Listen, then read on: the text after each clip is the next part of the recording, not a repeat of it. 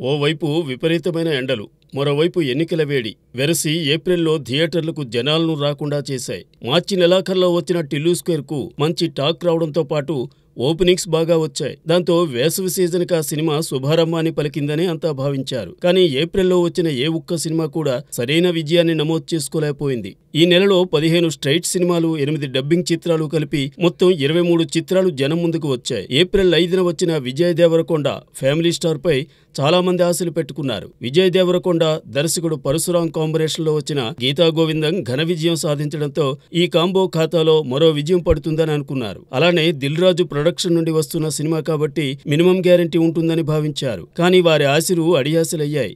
Sitaramam beauty Mrunal Thakur magic సైతం work out కాలేదు. అదే వారం వచ్చిన బహుముఖం, భరతనాట్యం చిత్రాలు కూడా ప్రేక్షకులను మెప్పించలేదు. సందీప్ కిషన్ నటించిన తమిళ అనువాద చిత్రం ప్రొజెక్ట్ జడ్ చాలా ఆలస్యంగా తెలుగులో విడుదలైంది. మలయాళ చిత్రసీమను ఓ ఊపు ఊపిన మంజుమల్ బాయ్స్ తెలుగులో పర్వాలేదనిపించింది. కానీ అక్కడ సెన్సేషన్ సక్సెస్ ను ఇక్కడ రిపీట్ చేయలేకపోయింది.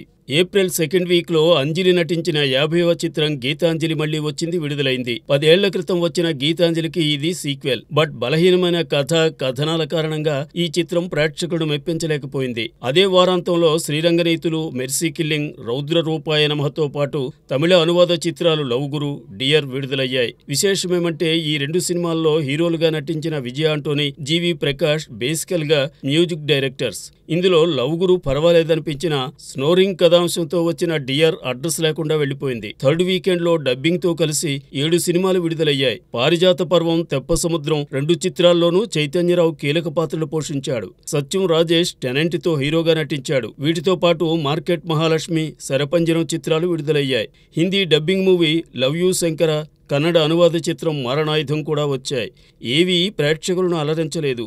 చాలా థియేటర్లో తగిన కలెక్షన్స్ లేక 2 ఆట ప్రదర్శన కూడా జరిగిన పరిస్థితి నెలకొంది.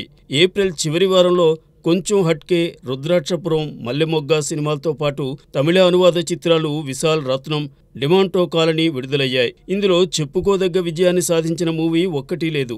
ఏప్రిల్ మాసంలో మొత్తం 23 సినిమాలు విడుదల కాగా ఏదీ గొప్ప విజయాన్ని అందుకోలేదు.